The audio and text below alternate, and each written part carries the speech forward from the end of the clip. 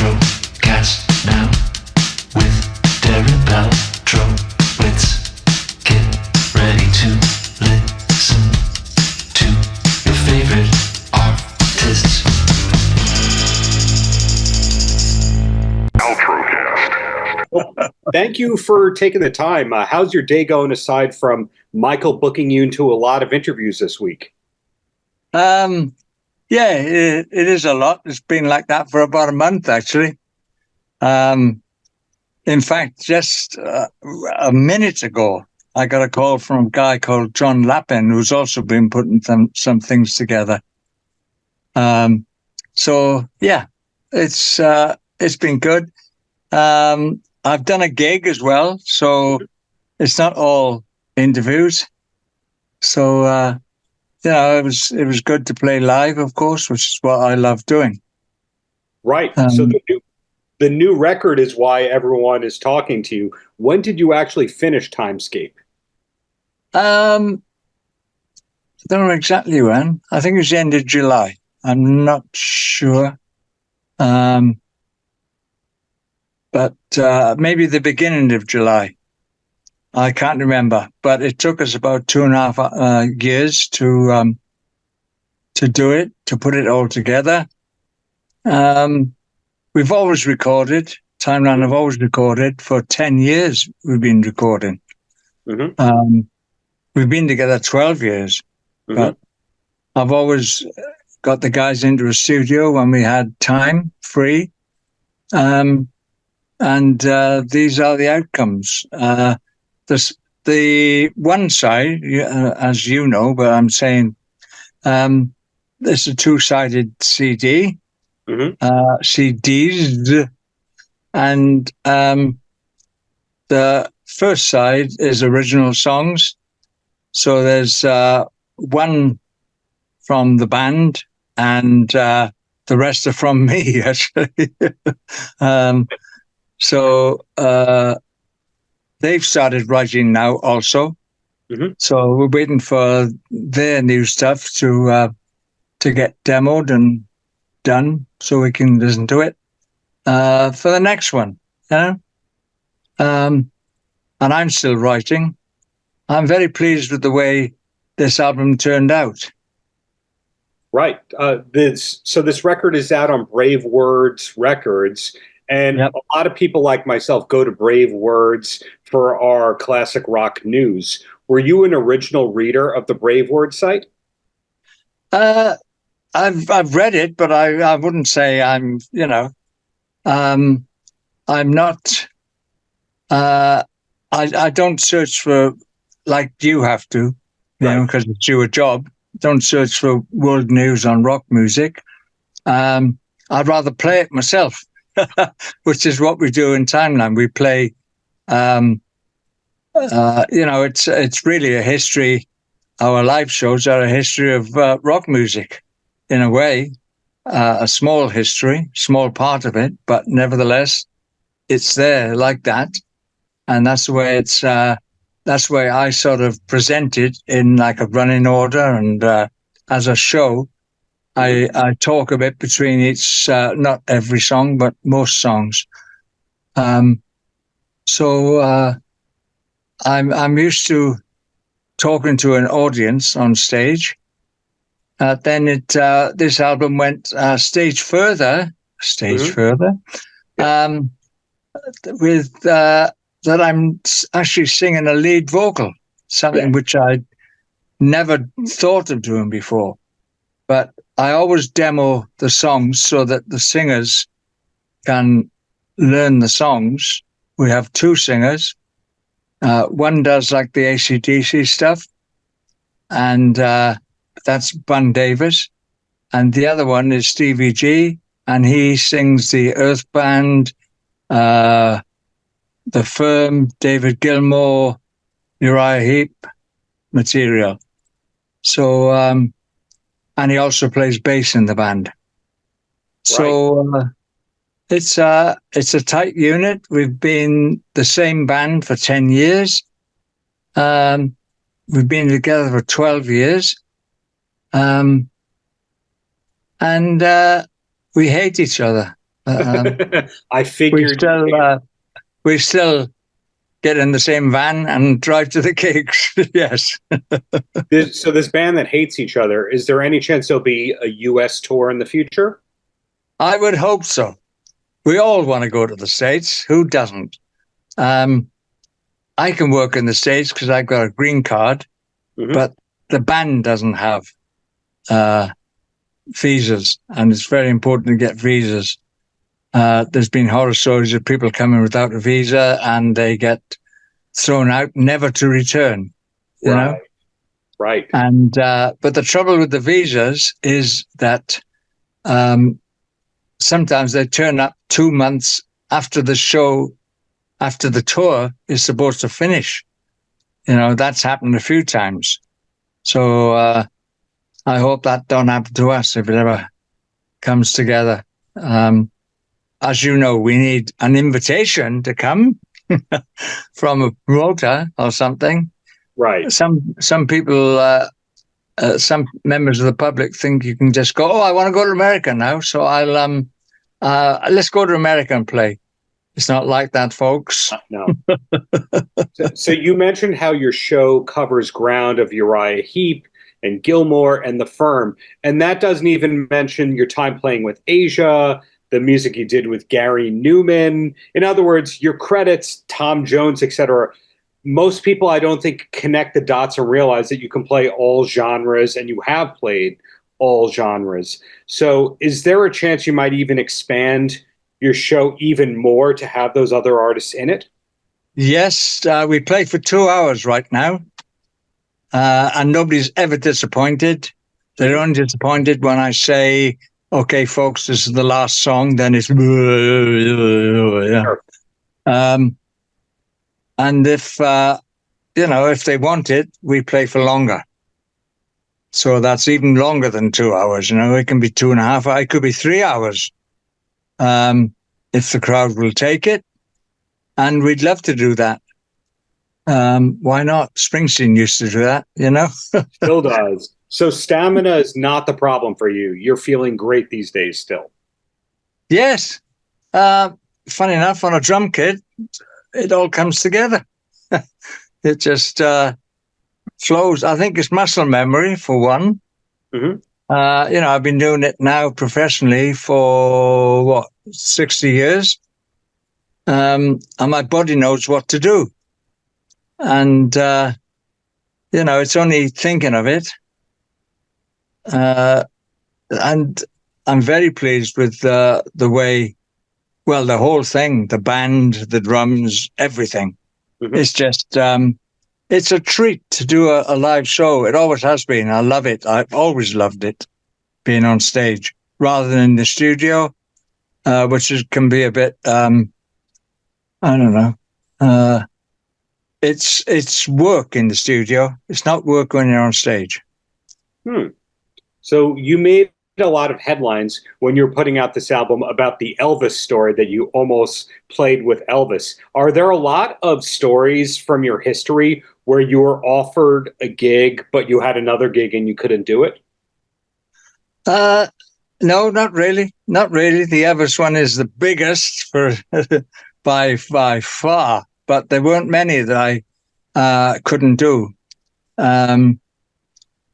So, that was because I was contracted to Tom Jones. Mm-hmm. And his management. I should have just walked, but his management, I'm sure, got hold of Colonel Tom Parker and said, "Hey, you can't steal our drummer," because Tom didn't want me to go even for a month with Elvis. Although they were friends, they were good friends. Mm-hmm. And I met Elvis a few times, at least 3. Wow. And he was a very nice guy, actually. When I knew him, he wasn't even drinking. Never mind taking drugs. And he was there with the Memphis Mafia almost every time. His wife as well, of course, Priscilla. One time I remember. And he was a very nice, humble guy, believe it or not. for Elvis Presley, you know what I mean? Sure. Was touring with Tom Jones your first experience in touring the States, or was that Manfred Mann? No, that was Tom Jones. I played Madison Square Gardens with Tom in something like, I don't know exactly, but something like 1967 for a week. Wow. With Tom. So, there's that was a great experience. And it was the Count Basie band as well. Mm-hmm. So we're playing while Tom was singing, So I got to play with the Count Basie band when I was something like 19 or something like that. I can't remember. I'll have to work it out chronologically. But, so that was a tremendous grounding experience. It got me into huge gigs, Mm-hmm. And with the experience of playing in that, because if you've never done those sort of things before, and say you go with AC/DC, if you're young and inexperienced, I should say, you might freeze because there's so many people there. Even though MSQ is, Madison Square Gardens is, is not a huge venue as such, but it's got a lot of history with it. Sure.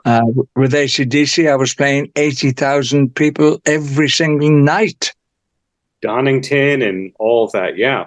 Yeah, that was like 150,000, I think. And there was a show in Austria that was about the same. And AC/DC have the record, I think, in Austria for the most number of people at one show to see one band. They have that many people for a festival with multiple bands. But this was one band that drew 150,000 people in Austria that time. That was 15, 16. That was when I did the Rock or Bust tour with them. Sorry to interrupt you, but no, go ahead. When you're able to do 150,000 people, but then you're also able to do clubs, does that mean that you have multiple setups and multiple kits depending on what the gig is? No, same gig, same kit, same playing, no difference between 80,000 people and 80 people, if it needs, Wow. Same show, same attitude. They've paid their money to come and see you. They'll be disappointed if you're under par or shortchanging them in some way. So, it wouldn't, 80 people or 80,000 makes no difference whatsoever to any setup or anything. Great. Well, I have 3 quick questions from fans, and then I'll let you go if that's okay. Sure, of course. Okay. The first one, his name is Husey. He's a big podcaster in Belfast, Ireland. He wanted to know why Big Gun has never been played live, although it was a hit single. Any idea? We did play it once or twice, I think, with AC/DC. I play it with Timeline because I think it's a great riff. I think the film was crap, but I think the riff is tremendous on Big Gun. And it's on the Timescape, which is right here. There you go. I think it's great. I think the band do a fantastic job of it. I really do. And you can hear it. You can hear the evidence of that yourselves if you buy it, folks. Hopefully they're buying it. Hopefully there's more music coming. The next question comes from Grog Zeichner here in New York. And he wanted to know, with playing with Gary Numan, was there any different kind of preparation needed? Because originally Gary was more of a basic keyboard-oriented artist. Nowadays he's more of an industrial metal artist. Right. No difference. Same as I said. I've always been able to adapt to whatever the music wants. And no matter whether it's Tom Jones or whether it's AC/DC or whether it's Gary Numan, I've been lucky. Mm-hmm. I was lucky in the start. I listened to jazz, and, I played it a little bit, but I can't play it like the greats play it. But nevertheless, I can play jazz. I can make my own way, like with the Count Basie Orchestra, because we used to play a couple of songs before Tom came on, the Count Basie Orchestra, and I was playing drums. So my jazz training, just self-taught, but my jazz training got me through that. And then when Tom switched to big bands, it paid off. Being interested in jazz in the start, because there were don't forget, this is the 50s, 1950s, there were no pop drummers around, drummers. The Beatles were a pop group, by the way. So were the Rolling Stones, a pop group. Nobody was a band until the 70s. Right. And I think that came from the States. And then everybody said, oh, yeah, we're not a group, man, we're a band. Right. How dare you say we're a group? Well, you're still a band all these years later. And the last question before I let you go comes from Anthony Dalto, who loves your work with the Firm. And he wanted to know, in terms of playing with the Firm, if there's a particular project that Jimmy Page had discovered you from or liked your playing of, because let's face it, Jimmy can play any genre, any style. Yeah, that pretty much sums me up also, as I've just explained. Yes, Pagey, by the way, played on It's Not Unusual. I didn't know that. Yep. He was on one of the sessions. Because he was Britain's top guitarist, go-to guitarist, Who do you want on your record? Jimmy Page. Yeah, of course you do. Who else do you want? But he was available. Pay him his 10 quid for 3 hours and he'd do a session. That's what it was like in the 60s. He played on things like the Kinks, gang, gadang, get out of that gang. Yeah. That's Jimmy Page. And I asked him when we were in the States somewhere in a pool, and that came on. And I said, hey, Jim, is that you? He said, oh, yeah, that's me. I said, I thought so. Yes. And I did a Tom Jones album. It's called 13 Smash Hits. And the bass player was John Paul Jones. Ah, John Baldwin. So, it's... and he was talking about forming a band with Pagey. And it was in a tea break. We have tea breaks in Britain, Sure. And 11 o'clock, got to have a tea break, union rule. And the brass players were all there, and it's like, what you doing then, JP? And it's like, well, I'm thinking of forming a band with Pagey, actually. What are you going to call it then, JP? Well, we thought we'd call it Led Zeppelin.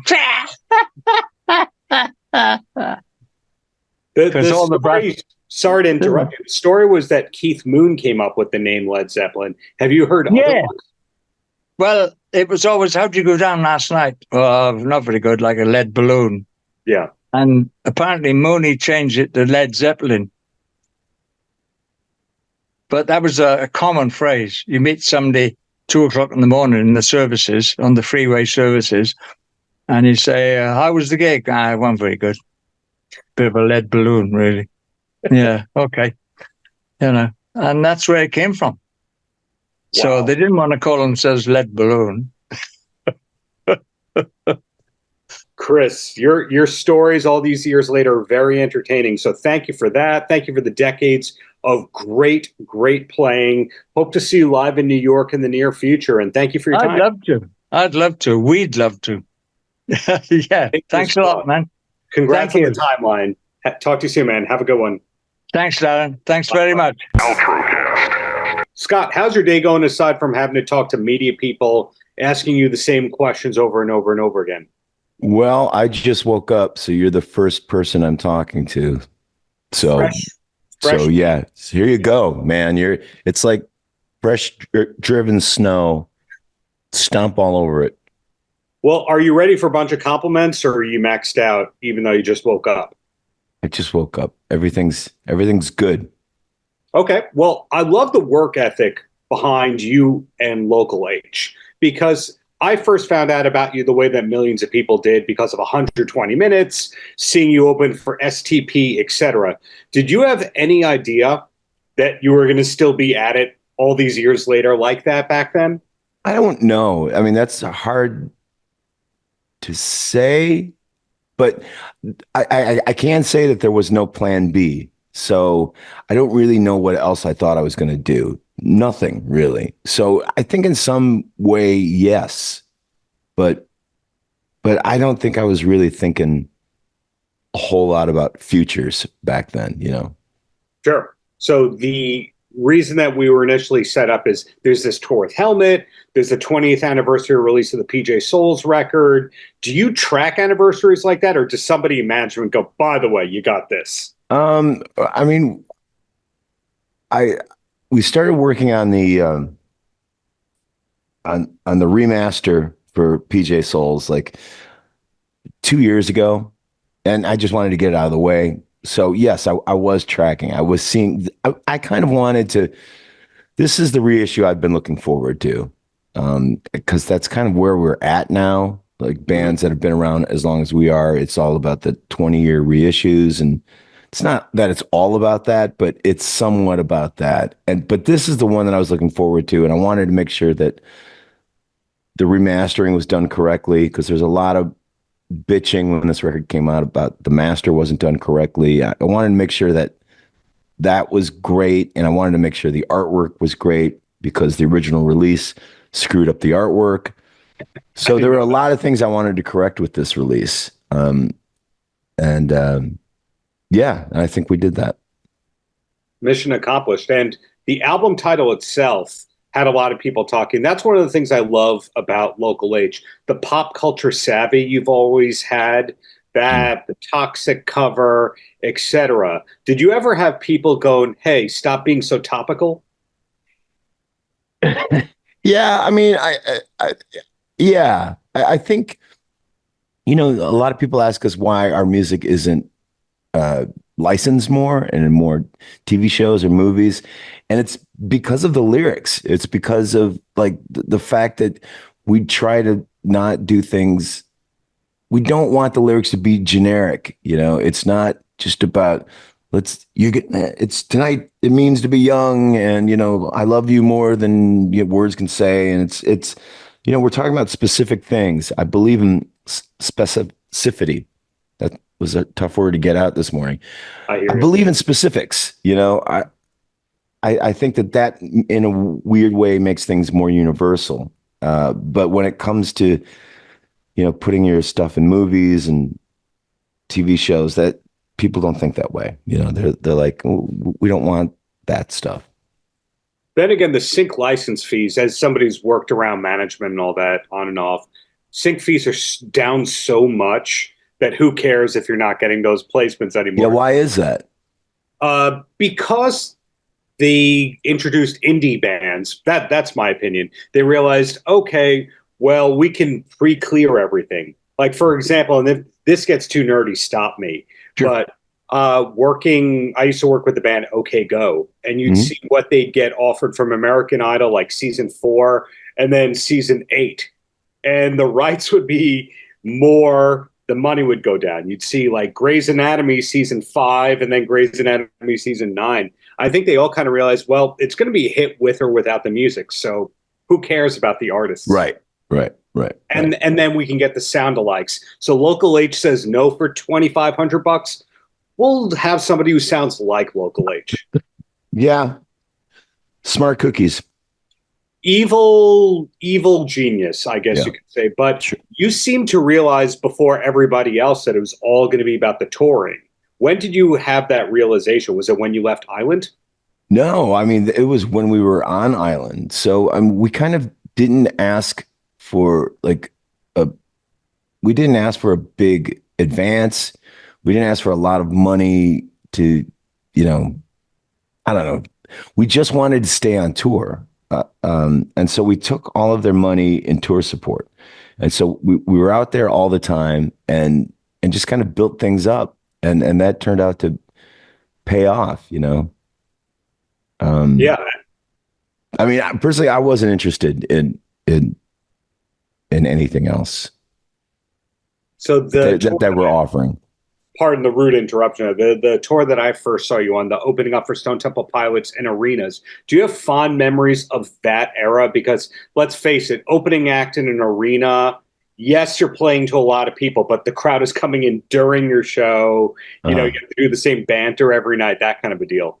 No, it was a lot of fun. We had a great time. And you got to remember, like, for years, we were sort of slogging it out, playing to no one or playing with bands that we weren't totally happy to be with or bands that weren't totally happy to be with us. So this was a tour that everybody wanted.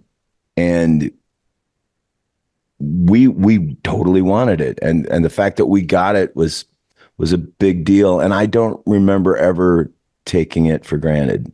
It was a good time. I had a really good time on that tour.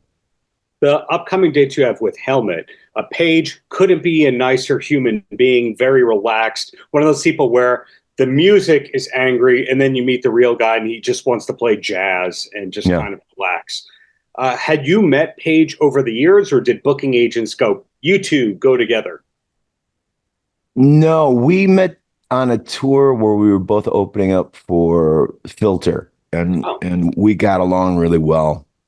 And so then we started doing shows together, and then they took us to Europe with them. And, you know, after Europe and after we did a couple of months in the States, you know, we looked at each other and we were like, well, this is it. We can't tour together anymore. We did it all. You know, there's nowhere left. So this tour coming up are some places that we found that were left for us to hit together. So this is be the cracks and crevices of Local H and Helmet touring. These days, how far ahead do you look with Local H? You know, and I say that with a compliment kind of deal, because your first tour, you go, this may never happen again. And now that's your 30th tour and you've done so many albums. Do you really look ahead a year or two in advance?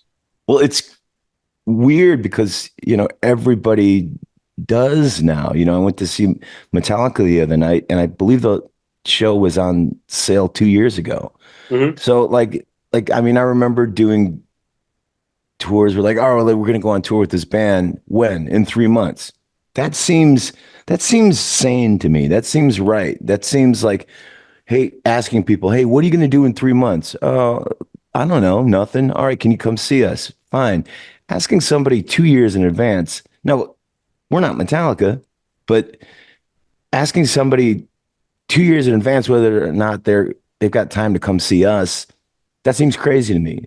But, you know, like friends of mine that are in bands, they know what they're doing next year. They have it all mapped out. And that's kind of the way things are now.